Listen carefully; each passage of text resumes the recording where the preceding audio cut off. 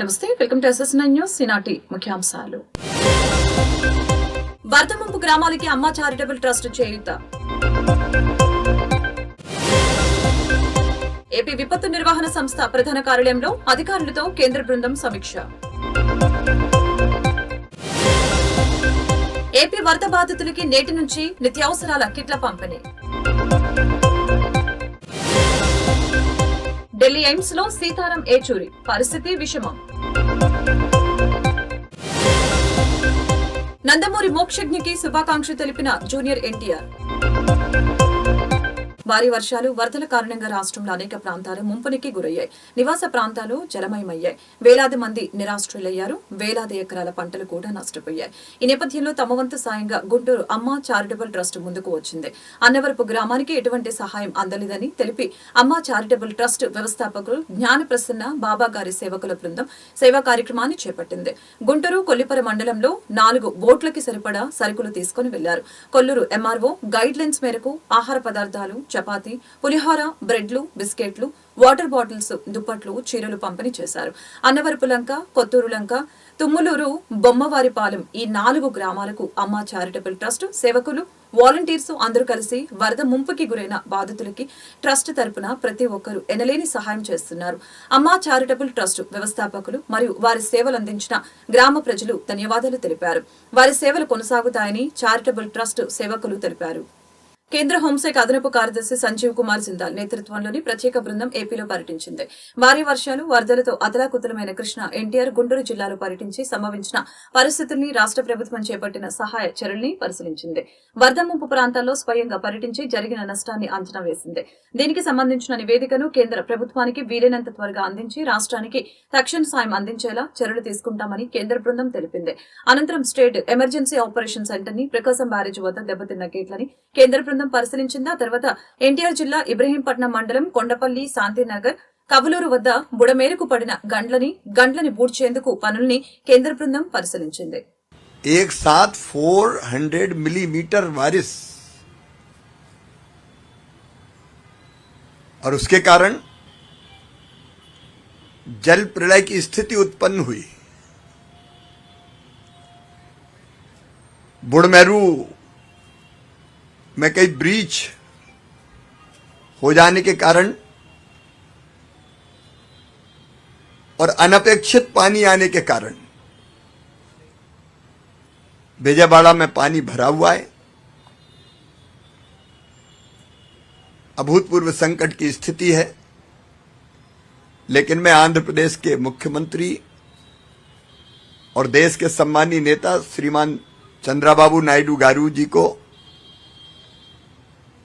इस बात के लिए धन्यवाद दूंगा कि वो और उनकी पूरी टीम 24/7 यही उनका सेक्रेटरिएट बना लिया कलेक्ट्रेट को और 24 घंटे काम कर रहे हैं. जब से ये संकट की स्थिति पैदा हुई, प्रदेश की सरकार ने सीएम साहब के नेतृत्व में दिन और रात काम किया और केंद्र ने भरपूर सहयोग किया. एनडीआरएफ की टीमें यहां काम कर रही है लगातार. एयरफोर्स के, नौसेना के हेलीकॉप्टर्स जितने मांगे गए, केंद्र सरकार ने, प्रधानमंत्री जी ने, होम मिनिस्टर साहब ने उनको भेजने का काम किया और दिन और रात राज्य सरकार के साथ मिलकर संकट की स्थिति से जनता को निकालने का प्रयास किया. और इसलिए इतने भयानक जल प्रलय के बाद भी ह्यूमन लॉस, मानव जीवन का नुकसान बहुत न्यूनतम हुआ है. अगर सरकार इतनी दक्षता से काम नहीं करती तो यह स्थिति बहुत भयावह हो जाती. मैंने लोगों से जाके चर्चा की तो तकलीफ तो है, 5 दिन हो गए पानी भरे हुए, लेकिन बावजूद इसके चाहे फूड पैकेट्स हो, दूध का, मिल्क का इंतजाम हो, पीने का पानी हो. ड्रोन से पहली बार सद आंध्र प्रदेश में आपके लीडरशिप में यह प्रयोग हुआ है. ड्रोन से फूड पैकेट्स, मिल्क पैकेट्स ये ड्रॉप किए गए लोगों तक पहुंचाने का प्रयास किया गया है।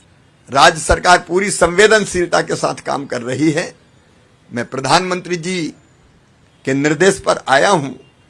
केंद्र सरकार ने भी हर संभव सहयोग किया है, मदद की है और आगे भी क्षति के आकलन के बाद पिछली सरकार ने कई गलतियां की, जैसे फसल बीमा योजना के प्रीमियम को पिछली सरकार ने जमा ही नहीं किया, इसलिए प्रधानमंत्री फसल बीमा योजना का लाभ किसानों को नहीं मिला।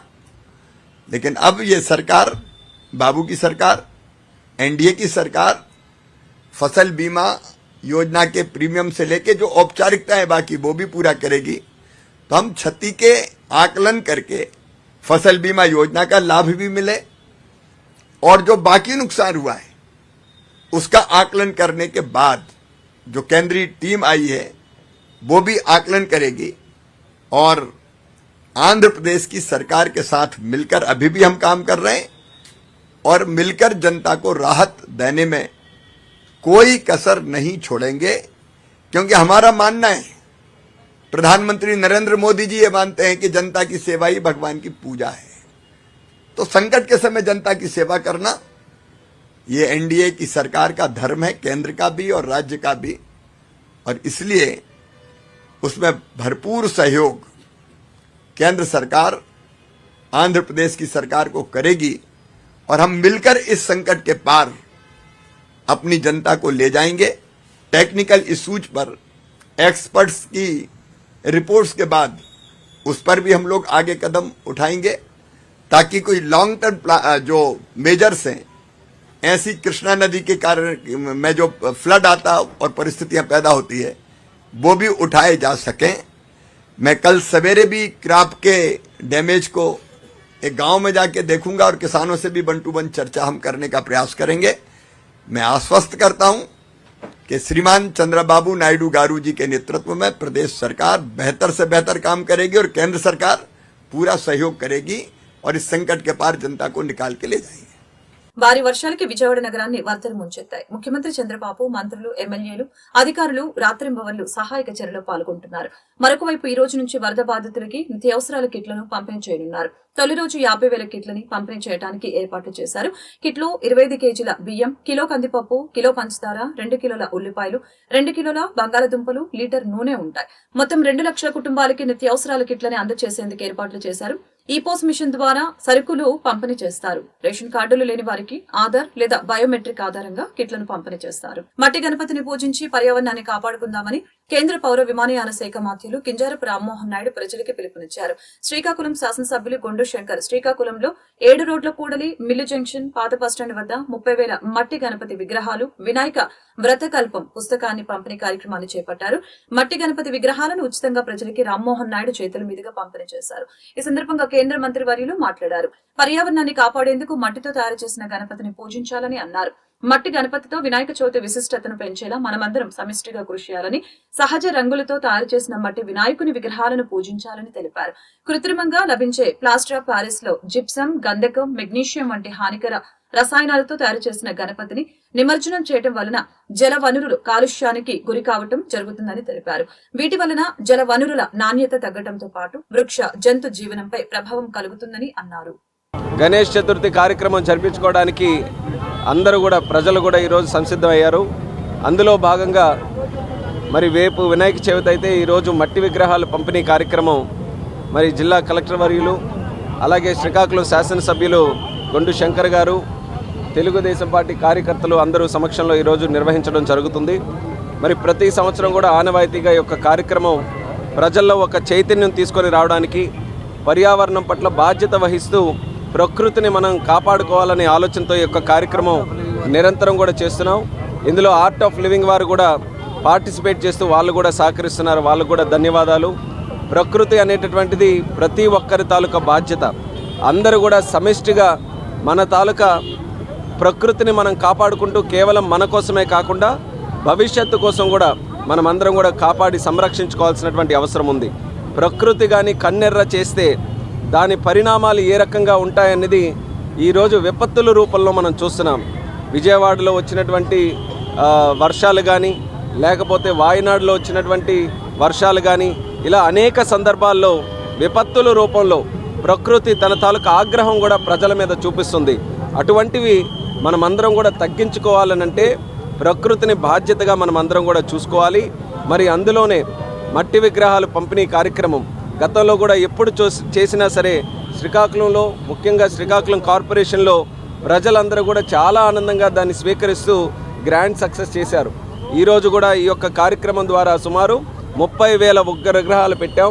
అన్నీ కూడా చాలా పెద్ద ఎత్తున ప్రజలు కూడా దీన్ని ఆనందంగా స్వీకరిస్తూ ముందుకు నడిపిస్తున్నారు. అదే రకంగా ఎన్ని రోజులు వ్రత కార్యక్రమాలు చేసినా సరే ప్రతి ఒక్క రోజు కూడా బాధ్యతగా కార్యక్రమాలన్నీ కూడా చేయాలి. ప్రభుత్వం తరపున తీసుకోవాల్సినటువంటి చర్యలన్నీ కూడా తీసుకుంటున్నాం. ఇప్పుడే కలెక్టర్ గారితో కూడా చర్చించాం.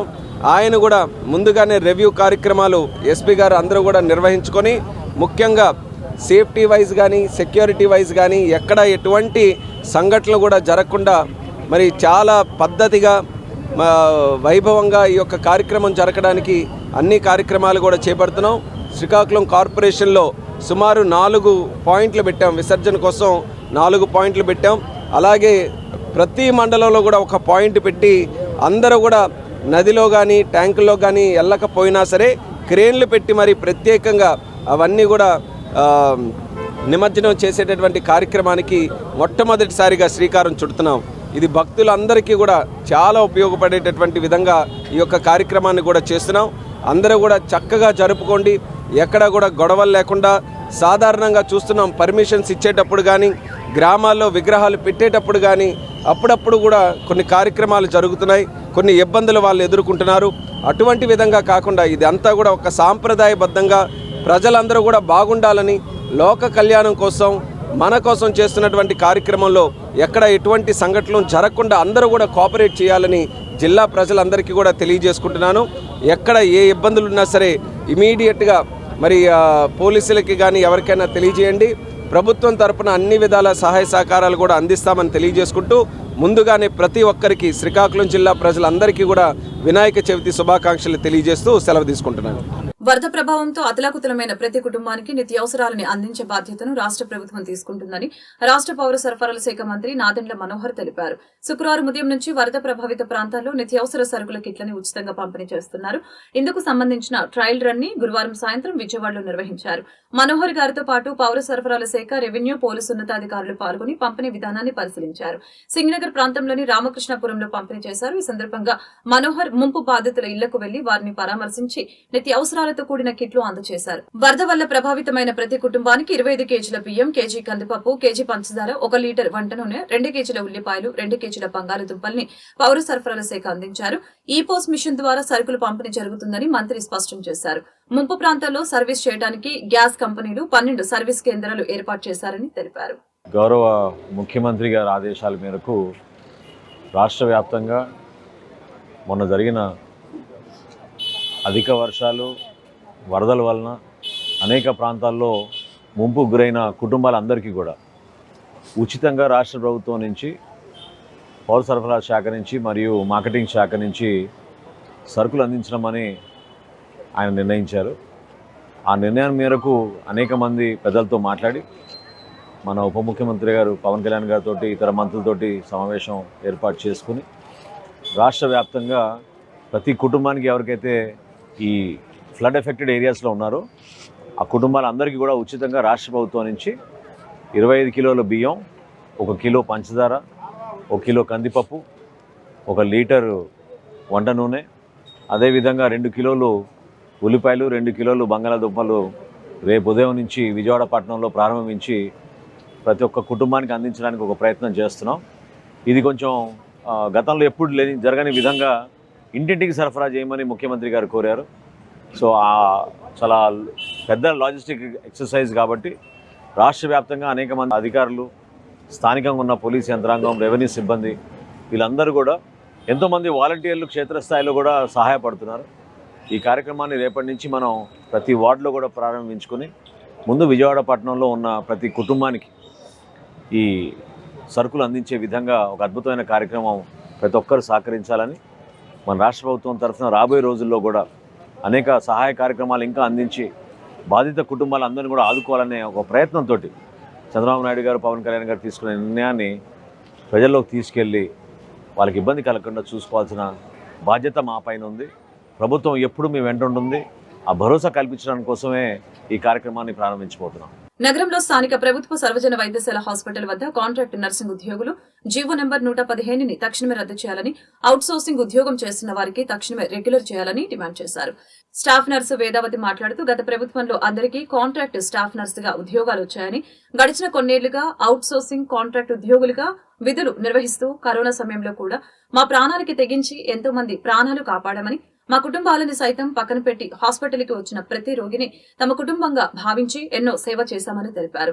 ఇందులో భాగంగా 13 మంది ప్రాణాలు కోల్పోయారని, వాళ్ళకి ఇంతవరకు ప్రభుత్వం పట్టించుకోలేదని ఆవేదన వ్యక్తం చేశారు. ఇప్పటికైనా ఈ ప్రభుత్వం మాకు న్యాయం చేసి మా కుటుంబాలని ఆదుకోవాలని, చాలని జీతాలతో కుటుంబాన్ని నడుపుకోవడం చాలా కష్టంగా ఉందని తెలిపారు. నిన్నటి నుంచి ఒక జీవో హల్చల్ చేస్తుంది, మా అందరికీ నిద్రాహారాలు లేకుండా చేస్తుంది. కనుక ఆ జీవో ఏంటంటే 115 జీవో, ఆ జీవోని ఇమీడియట్గా ప్రభుత్వం రద్దు చేయాలి.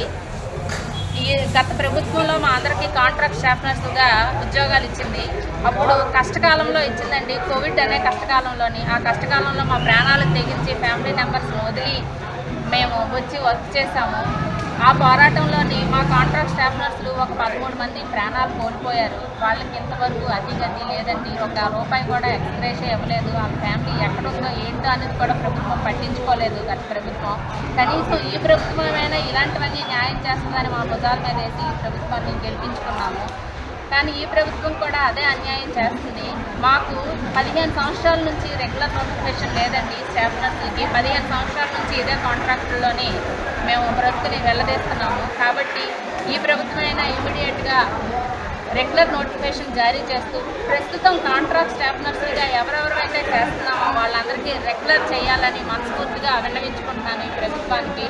కాబట్టి మా అందరి బాధ ఒకటే, ప్రజెంట్ 11 జీవోని రద్దు చేయాలి, కాంట్రాక్ట్ స్టాఫ్ నర్సుని రెగ్యులర్ చేయాలి.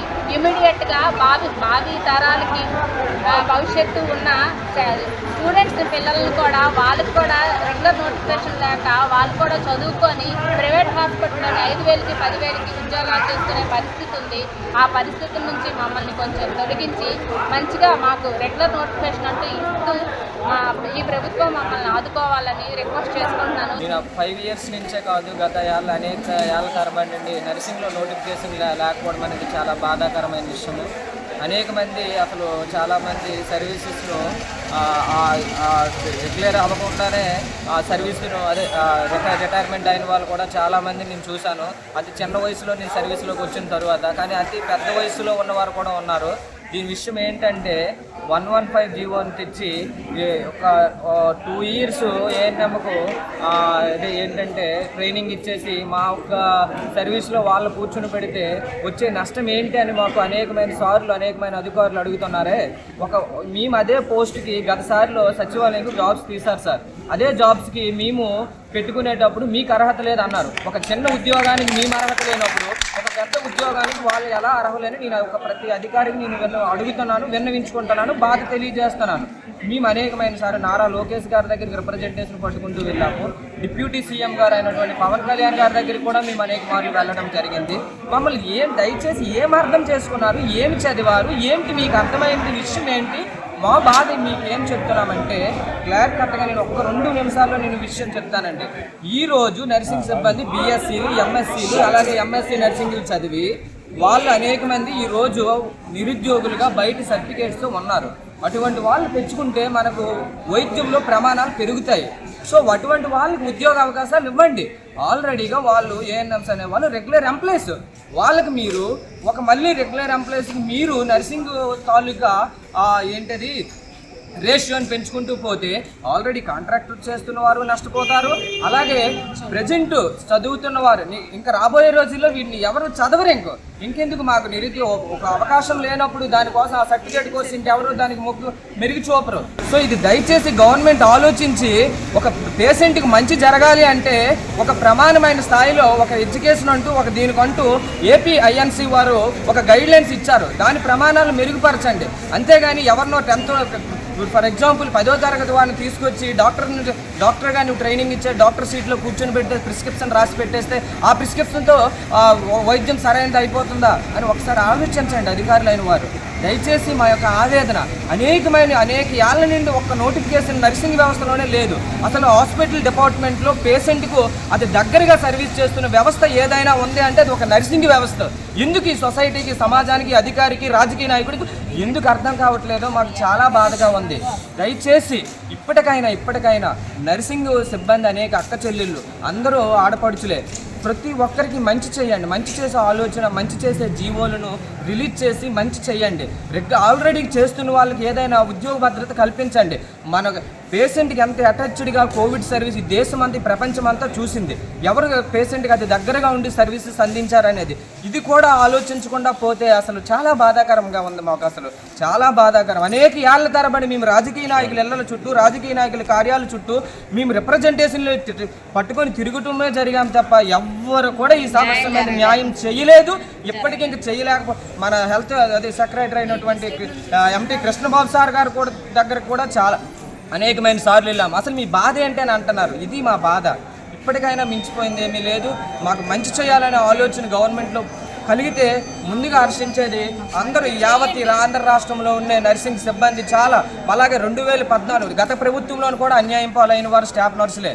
సిపిఎం సీనియర్ నేత, ఆ పార్టీ ప్రధాన కార్యదర్శి సీతారాం ఏచూరి ఆరోగ్యం మరింత క్షీణించింది. ఊపిరితిత్తుల ఇన్ఫెక్షన్ తో బాధపడుతున్న ఆయనను గురువారం రాత్రి వెంటిలేటర్ పై ఉంచి ఢిల్లీ ఎయిమ్స్ వైద్యులు చికిత్స అందిస్తున్నారు. ప్రస్తుతం ఆయన పరిస్థితి విషమంగా ఉందని కుటుంబ సభ్యులు తెలిపారు. నందమూరి కుటుంబం నుంచి మరొక హీరో టాలీవుడ్ లోకి ఎంట్రీ ఇచ్చారు.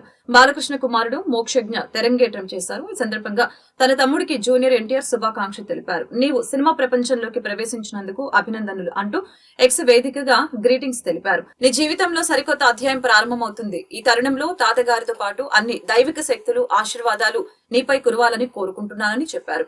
మోక్షజ్ఞ పుట్టినరోజు సందర్భంగా తారక్ శుభాకాంక్షలు తెలిపారు. Mokshagna cinema first look poster ని షేర్ చేశారు. తిరుమలలో భక్తుల రద్దీ తగ్గింది. నేడు శ్రీవారి సర్వదర్శనానికి భక్తులు 8 కంపార్ట్మెంట్లలో వేచి ఉన్నారు. టోకెన్ లేని భక్తులకి శ్రీవారి సర్వదర్శనానికి 6 నుంచి 8 గంటల టైం పడుతుంది. శ్రీవారిని 61,142 మంది భక్తులు దర్శించుకుని మొక్కులు చెల్లించుకున్నారు. 21,525 మంది భక్తులు స్వామివారికి తలనీలాలు సమర్పించారు. నిన్న శ్రీవారి హుండీ ఆదాయం 3.20 కోట్ల రూపాయలు వచ్చినట్లు టీటీడీ తెలిపింది. బంగారం ధరలు కొంత మేరకు తగ్గాయి. దేశ రాజధాని ఢిల్లీలో 22 క్యారెట్ల 10 గ్రాముల బంగారం ధర 67,350 రూపాయలు ఉండగా 24 క్యారెట్ల 10 గ్రాముల బంగారం ధర 73,460 రూపాయలుగా ఉంది. హైదరాబాద్, విజయవాడలో 22 క్యారెట్ల 10 గ్రాముల బంగారం ధర 67,200 రూపాయలు ఉంది. 24 క్యారెట్ల ధర 73,310 రూపాయలుగా ఉంది. ఢిల్లీలో కిలో వెండి ధర 87,000 రూపాయలు ఉంది. హైదరాబాద్, విజయవాడలో కిలో వెండి ధర 92,000 వద్ద కొనసాగుతోంది. వార్తలు ముగించే ముందు ముఖ్యాంశాలు మరొకసారి. వరద ముంపు గ్రామాలకి అమ్మ చారిటబుల్ ట్రస్ట్ చేయూత. ఏపీ విపత్తు నిర్వహణ సంస్థ ప్రధాన కార్యాలయంలో అధికారులతో కేంద్ర బృందం సమీక్ష. ఏపీ వరద బాధితులకి నేటి నుంచి నిత్యావసరాల కిట్ల పంపిణీ. ఢిల్లీ ఎయిమ్స్ లో సీతారాం ఏచూరి పరిస్థితి విషమం. నందమూరి మోక్షజ్ఞకి శుభాకాంక్షలు తెలిపిన జూనియర్ ఎన్టీఆర్. ఈ వార్తలు ఇంతటితో సమాప్తం. మరొక బులెటిన్ మళ్ళీ కలుద్దాం. చూస్తూనే ఉండండి SS9.